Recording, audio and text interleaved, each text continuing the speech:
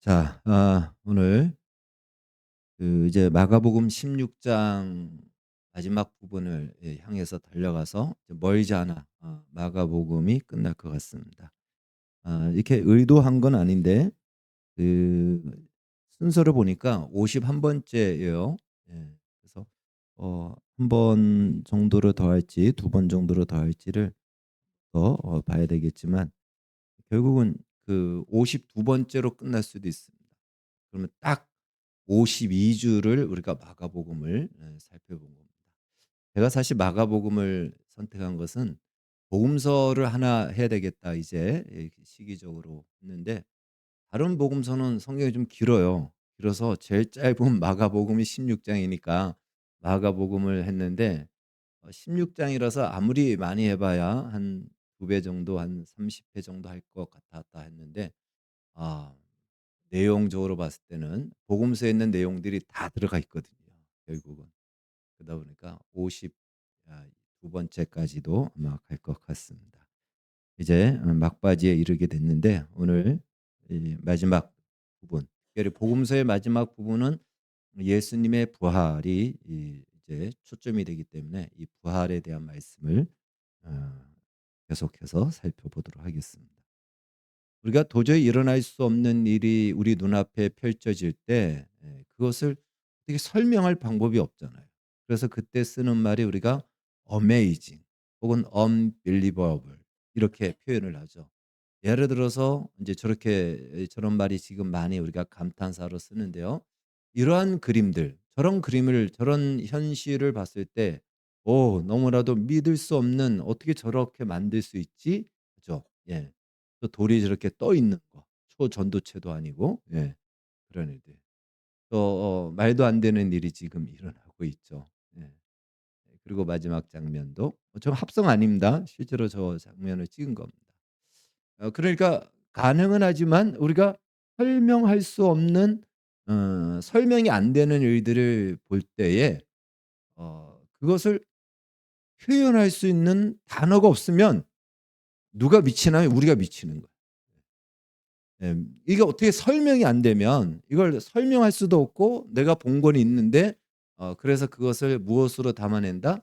그런 감탄사로 담아내는 거죠. Amazing 혹은 unbelievable 이렇게 통해서 그 안에 그때 우리의 심정과 그 상황과 그 모든 것들이 다 담겨져 있다라고 볼 수 있고 예를 들어서 잔뜩 흐린 하늘에서 비가 내리든가 눈이 내리는 것은 뭐 아무렇지도 않습니다. 그런데 구름 한 점 없는 맑은 아주 파란 하늘에서 비가 떨어지고 눈이 내리면은 이건 믿을 수 없는 사실이죠. 그래서 그때 amazing 혹은 unbelievable 이러한 표현으로 우리는 그때의 우리의 답답한 심정을 표현하는 거예요. 그리고 그때의 상황을 표현하는 겁니다. 그게 없으면 이걸 어떻게 설명해야 되지? 이거 자체가 우리에게 당황스러운 것이죠. 마찬가지로 우리가 소원하는 어떤 일이 납득할 만한 과정과 원인도 없는데 그 결과가 일어났을 때 이것 역시 우리가 이해가 안 되는 겁니다. 그래서 우리는 그때 뭐라고 표현하냐면 기적이다라고 이렇게 이야기를 합니다. 만약 이러한 기적이라는 단어가 없다면 그 현실을 경험할 때 그 결과를 어떻게 받아들이고 어떻게 표현해야 될지 그 답답함은 이루 말할 수가 없을 겁니다. 우리가 이렇게 되는 이유는요. 인간의 뇌 구조는 놀랍게도 논리적인 구조로 하나님이 만드셨고 형성되었기 때문에 그렇습니다. 쉽게 말해 아무리 생각이 없다고 하는 사람들도 논리적인 조건이 맞지 않으면 받아들일 수가 없는 거예요. 인간이란 존재가 그렇습니다. 분명한 원인이 있고 과정이 있고 결과가 있어야 받아들이지. 그렇지 않으면 받아들일 수가 없는 거예요.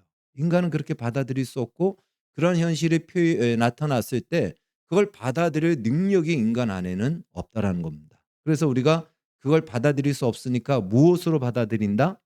Amazing. "오 기적이야."라는 말로 그 현실을 일단 논리적인 구조 없어도 그 자리에 집어넣음으로 그 현실을 우리가 받아들인다라는 것입니다. 그러니까 인간은 인간의 경험 세계 안에서만 일어난 일들만 받아들이고 또 이해할 수가 있는 것입니다. 인간의 경험 밖에 일어난 일은 일어나도 그걸 우리는 받아들일 수 없다는 거예요. 이해할 수 없다는 거예요. 우리의 이성과 우리의 논리로는 그것을 담아낼 수가 없고 그래서 믿을 수 없다라는 것입니다. 그 대표적인 사건이 바로 부활입니다. 예수님의 부활이 바로 그것을 말해주고 있습니다. 예수님은 말씀하신 대로 죽으신 지 사흘 만에 살아나셨습니다. 3일째 되는 날, 안식 후 첫날, 그러니까 지금으로 얘기한다면 주일이에요.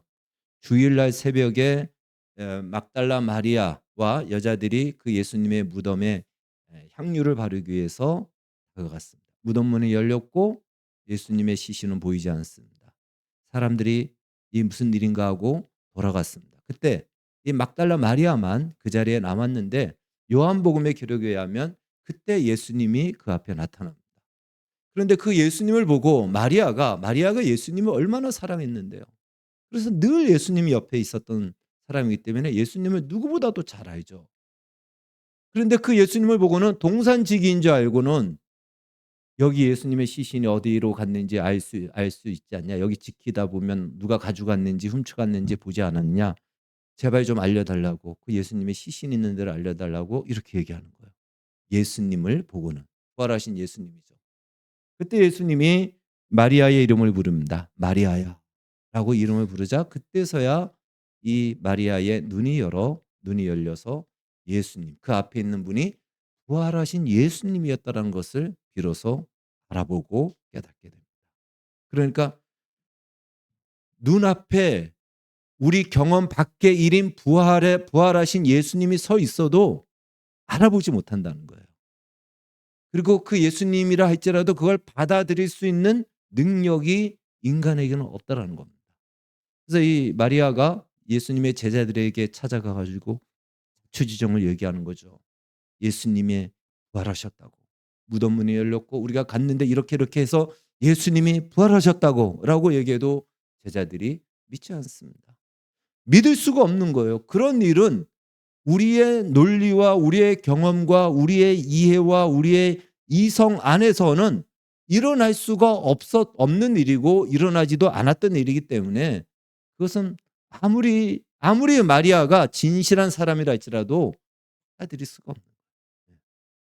오늘 성경에 보면은 이제 12절 이하의 말씀 시골에 두 사람이 내려가는데 이것은 이제 누가복음에 보면은 자세히 나옵니다.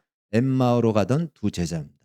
엠마오로 가던 두 제자는요 이미 예루살렘에서 이러한 막 그 소동이 일어나고 있는 걸 들었어요. 예수님의 시신이 사라졌다. 예수님이 부활하셨다라고 얘기한다. 이런 얘기로 혼란함을 가지고 이들이 지금 그 고향으로 내려가는 겁니다. 그러니까 예수님에 대한 그 이야기를 이미 듣고 있었던 겁니다.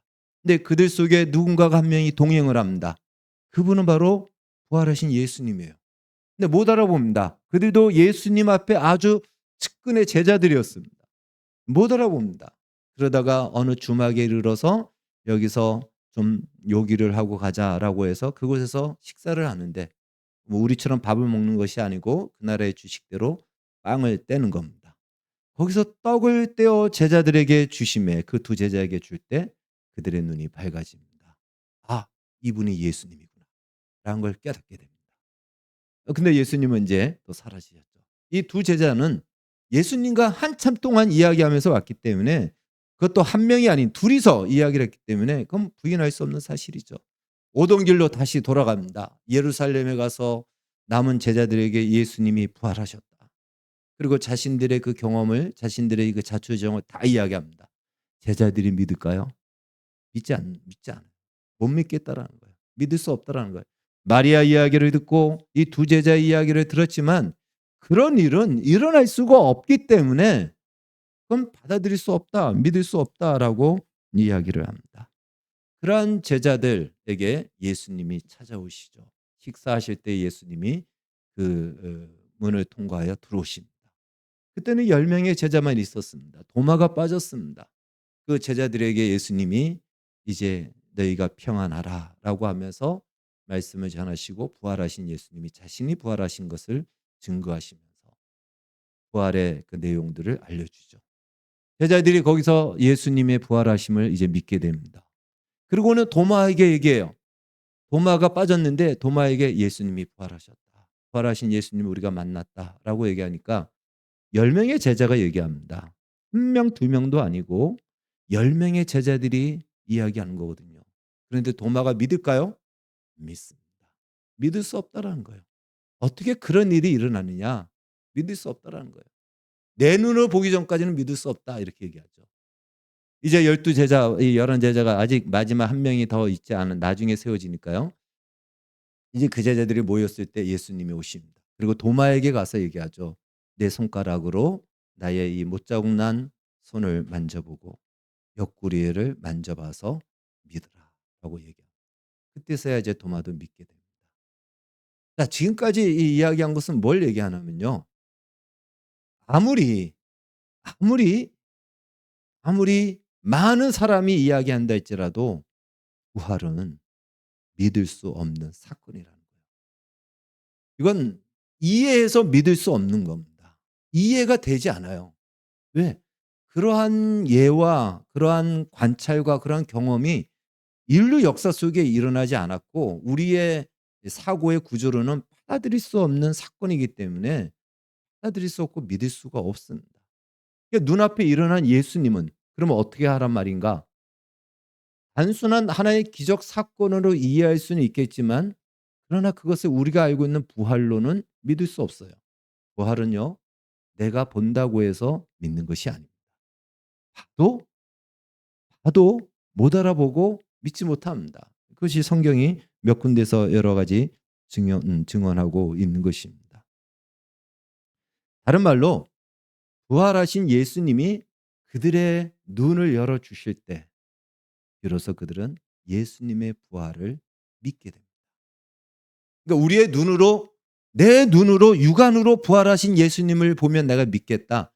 믿을 수 없다니까요.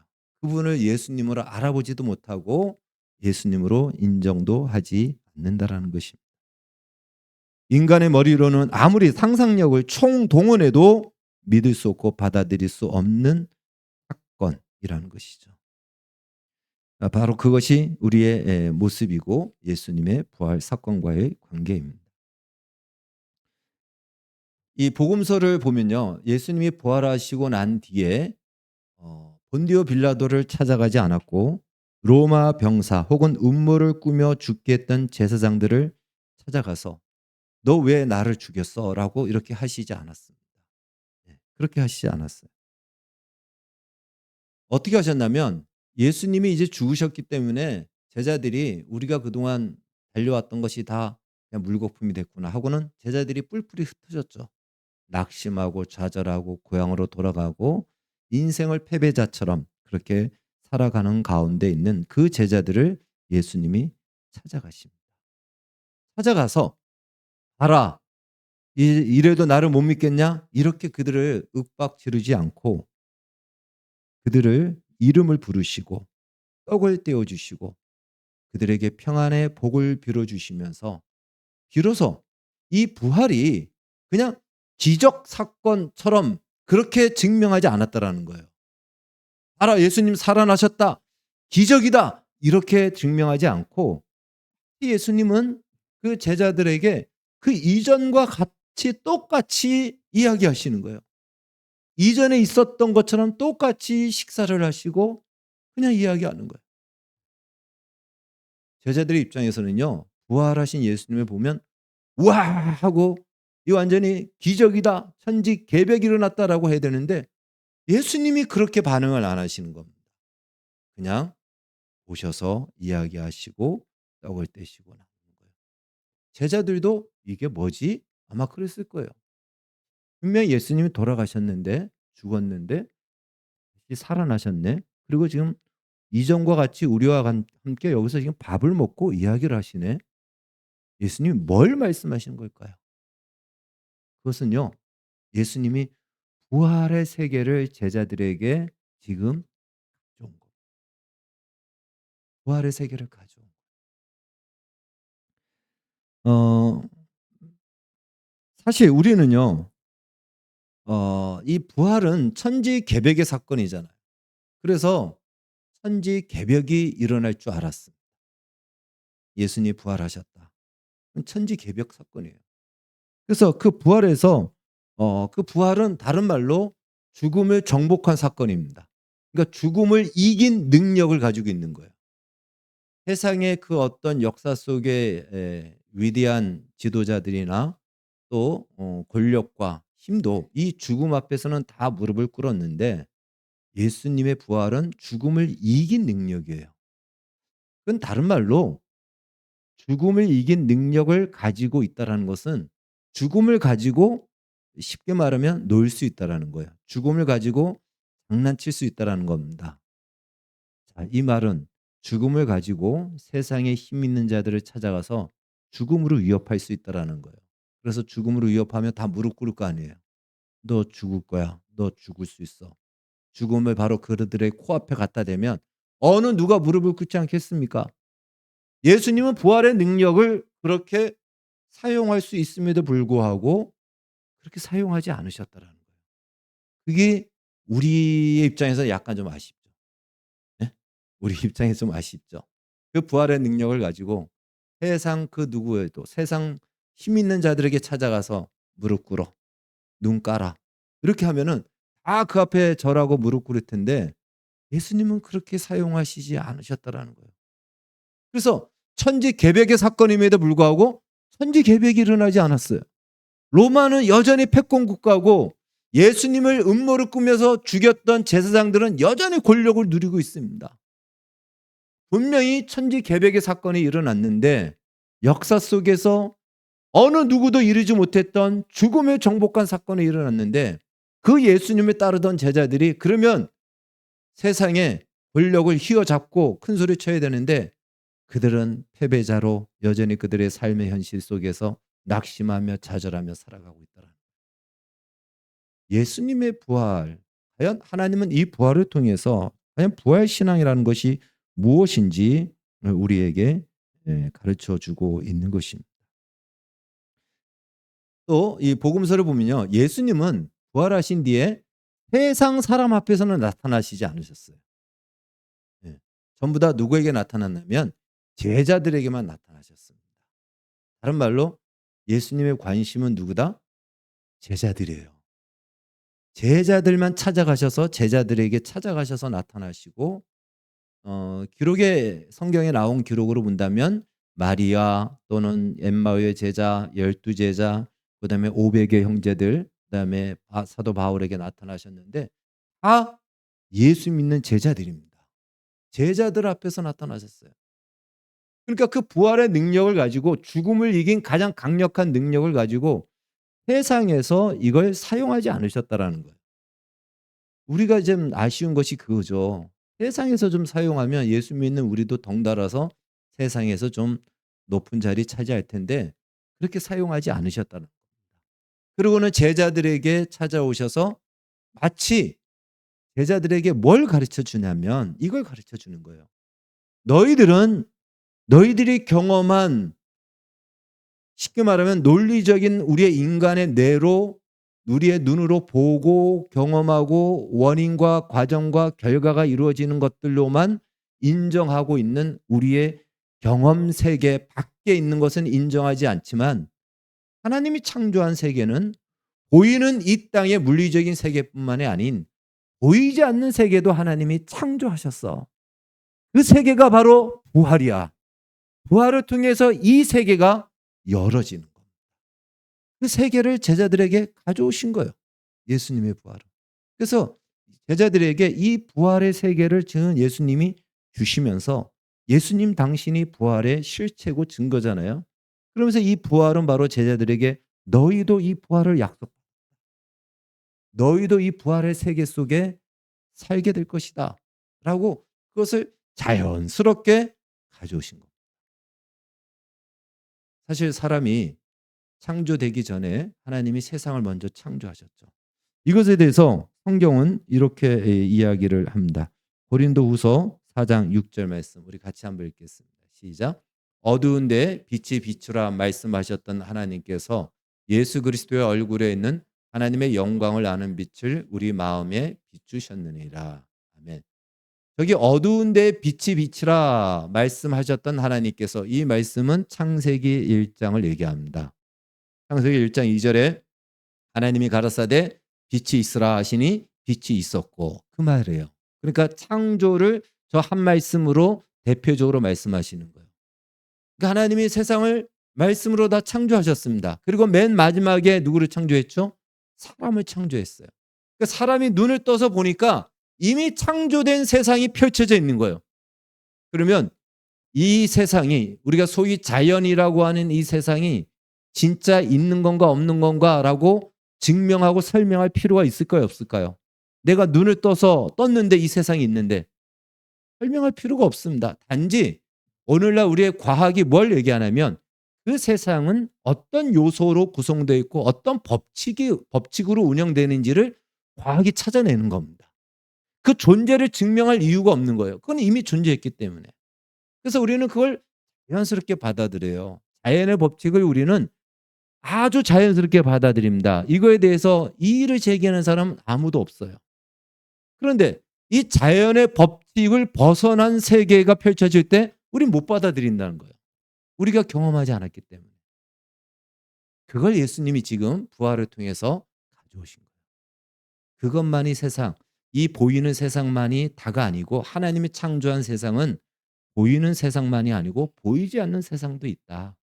이 세상을 제자들에게 와서 열어주는 겁니다. 무엇으로? 예수님의 부활의 몸을 통하여 보이지 않는 영적 세계가 있음을 그들에게 알려주시고 너희들에게도 이 세상을 보는 눈을 하나님이 주시는 거예요. 그래서 뒤에 있는 말씀 예수 그리스도의 얼굴에 있는 하나님의 영광을 아는 빛을 우리 마음에 비추셨느니라. 이 빛이 비춰져야지만이 내 눈앞에 서 있는 분이 부활하신 예수님이라는 걸 안다라는 거예요. 이 빛이 비춰지지 않으면 부활하신 예수님이 내 눈앞에 있어도 내 육안으로 봐도 그분이 예수님인 걸 모릅니다. 마리아가 그랬어요. 엠마의 제자들이 그랬습니다. 그러니까 이 세계 부활하신 예수님이 실제로 존재하시고 그 부활의 세계가 있다는 것을 예수님이 오셔서 그 빛을 제자들에게 비춰주시면서 부활의 세계, 하나님이 창조한 세계가 있다라는 것을 그들에게 열어주셨다라는 것입니다.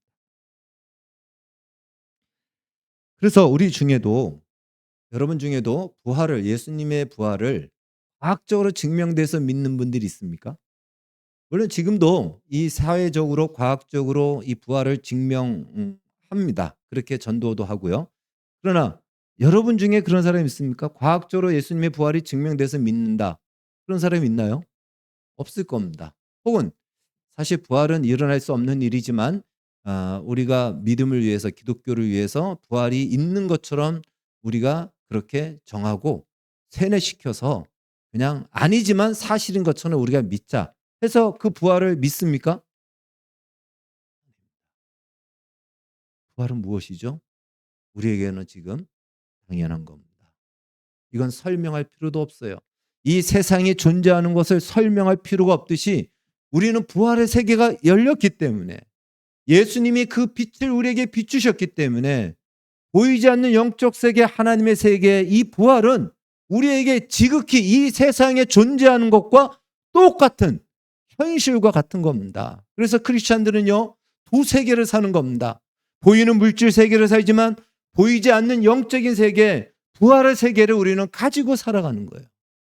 이건 설명할 필요가 없습니다.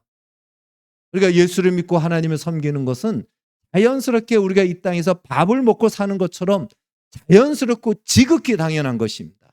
그걸 위해서 무슨 증명이 필요하고 무슨 조건이 갖춰야 되고 그럴 필요가 없는 거예요. 당연한 것입니다. 하나님 살아계시고 당연하고 예수님이 부활하셔서 부활하신 예수님이 계시고 우리는 그 부활하신 예수님의 약속을 받아서 우리도 부활할 것이고 우리가 갈 곳은 그래서 천국이고 하나님의 나라다. 이건 억지로 믿으려고 해서 믿는 것도 아니고요. 막 노력해서 믿는 것도 아니고요. 그냥 당연한 나의 현실로 와 있다라는 것입니다. 그것이 예수님이 그 제자들을 찾아가서 부활을 천지개벽 사건처럼 설명하지 않으시고 이벤트처럼 하지 아니하시고 그냥 그들에게 앉으셔서 이름을 부르고 식사를 하고 그들에게 하셨던 말씀 그대로 다시 한번 리바이벌 약속하시고 그 세계가 그들 옆에 와 있음을 자연스럽게 열어 주셨다라는 것입니다. 그것이 바로 오늘 예수님이 부활의 모습으로 우리에게 오신 것입니다. 그러니까 돌아보면요. 세상을 창조한 것도 하나님이 그냥 하셨어요.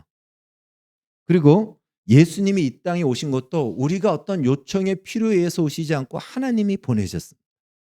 그리고 그렇게 보내신 예수님을 우리는 죽여버렸는데 인간은 죽여버렸는데 하나님이 그 예수를 우리의 죗값의 속죄물로 사용하셔서 우리의 죗값을 다 하셨습니다. 예수님의 죽음도 하나님이 그렇게 하셨고요.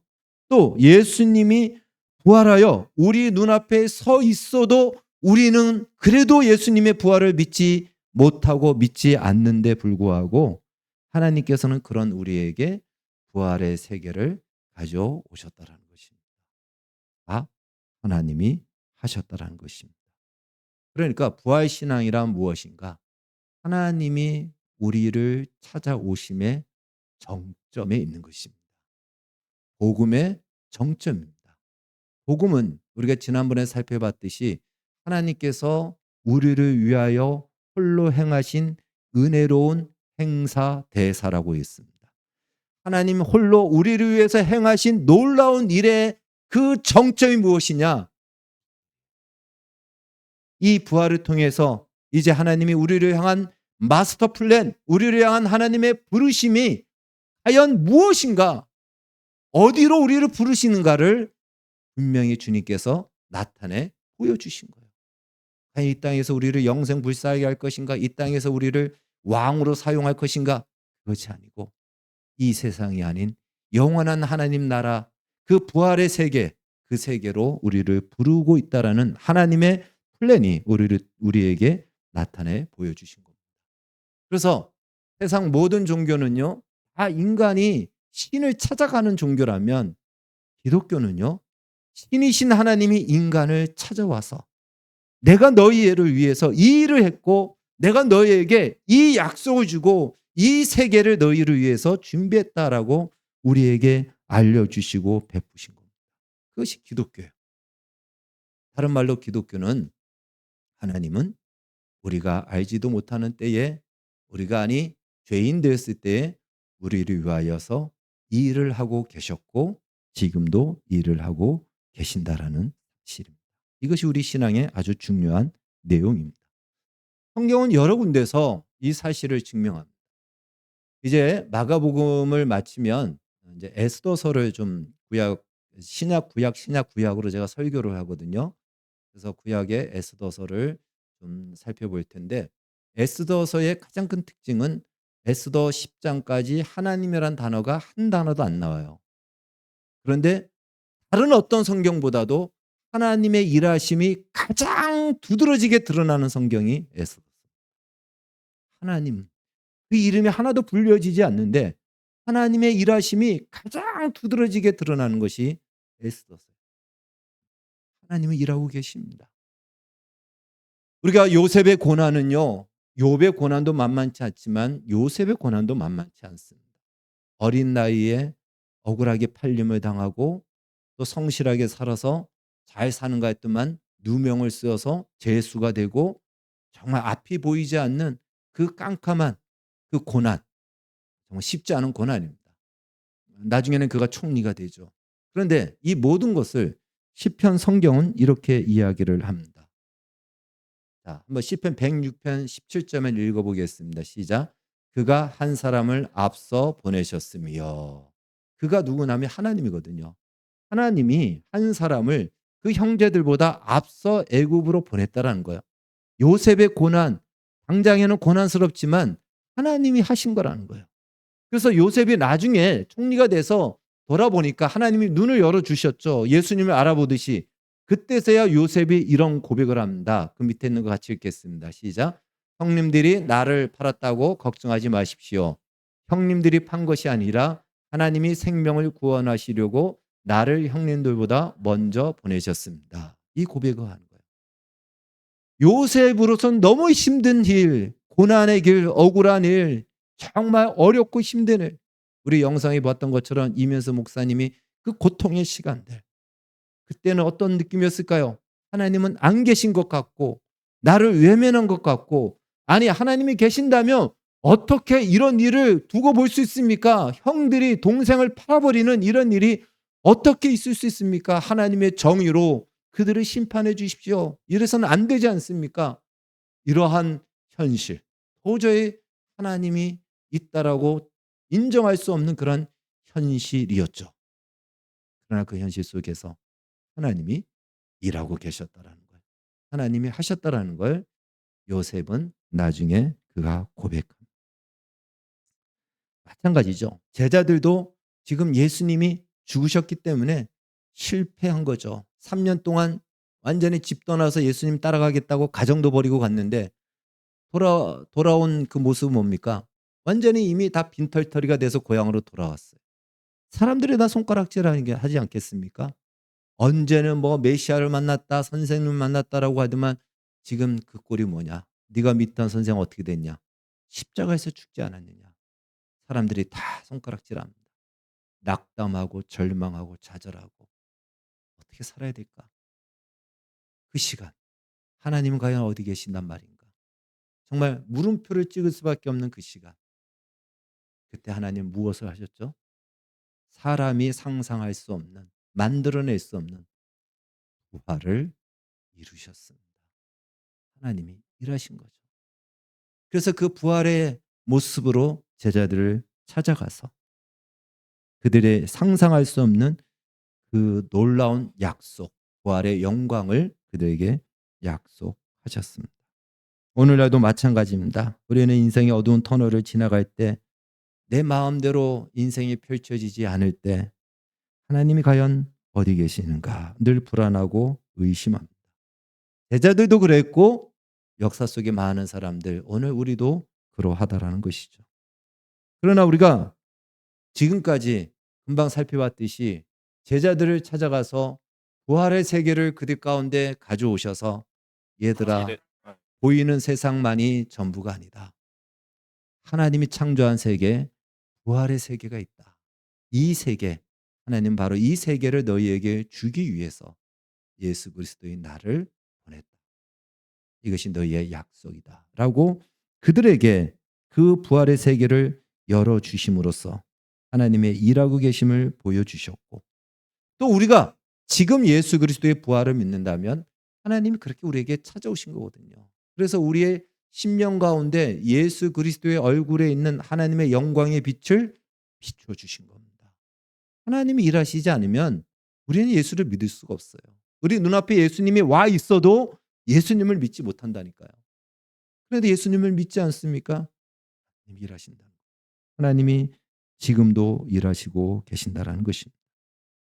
일반적으로 그럼에도 불구하고 많은 사람들은요, 많은 그리스도인들은 하나님의 찾아오신 하나님의 일하심을 이렇게 생각하거든요. 세상 사람들에게 그리스도인인 우리가 그들이 봤을 때 우와라고 할 만한 보란 뜻이, 그들이 봤을 때 정말 대단하다고 여겨지는 세상적 가치를 가지고 우리는 세상 앞에 나가고 싶어요.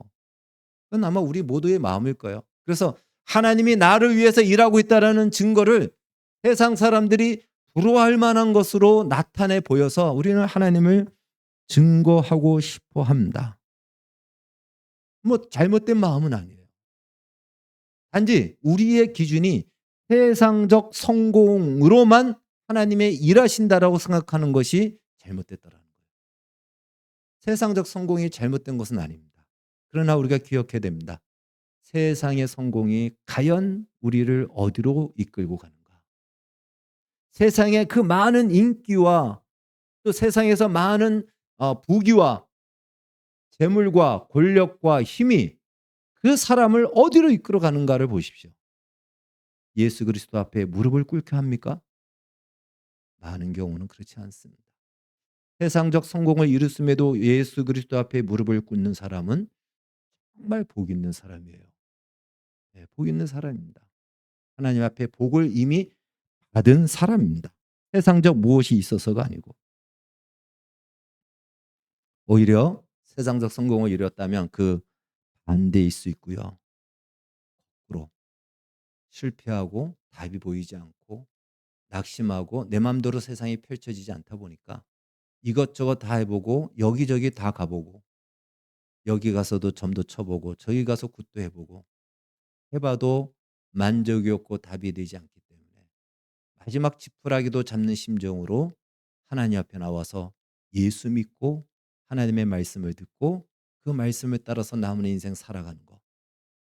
그것이 성경은 무엇이라고 얘기하냐면 복 있는 사람이다라고 시편 1편에서 말씀하고 있습니다.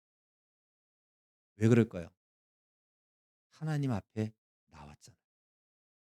그래서 우리의 실패가 하나님의 일하심이 아니고 오히려 그 실패 속에서 하나님이 일하셨기에 실패를 통해서도 혹은 실패 안에서도 하나님이 일하셨기에 우리는 비로소 예수 그리스도 앞에 나오게 된 것입니다.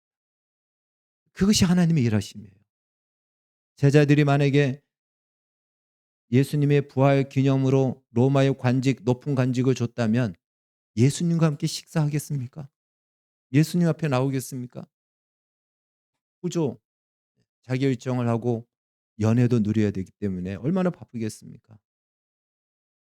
물론 세상적 성공이 잘못됐다 이 얘기가 아니에요. 이것이 우리에게 분명히 있을 때 우리는 더 이상 세상의 실패로 인하여 좌절하지도 않고 이제 부활의 능력을 가지고 사는 것이고 우리에게 성공이 주어졌다 할지라도 그 성공에 취하지 않고 그 성공을 통하여 하나님의 일하심을 더욱 드러낼 수 있는 바로 그 영광과 감사만이 우리에게 더 차고 넘칠 것입니다. 그것을 우리에게 알려주시고 있습니다. 마지막 말씀을 정리하면 예수님의 부활은 우리를 목적하고 있다는 사실이에요. 누구를 위해서 부활하셨죠? 우리를 위해서 부활하셨어요. 우리가 목적입니다.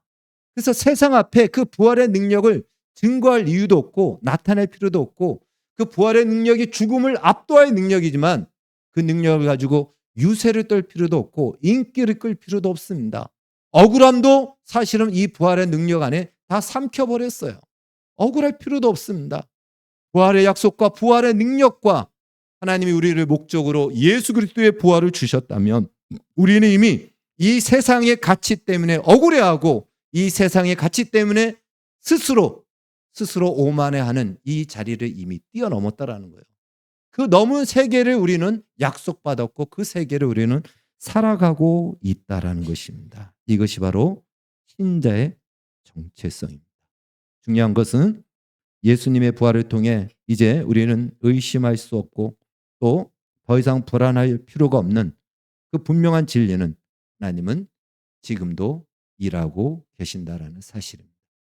우리의 실패 속에서 우리 가운데 찾아오셔서 예수 그리스도를 아는 그 자리에 우리를 세우셨습니다.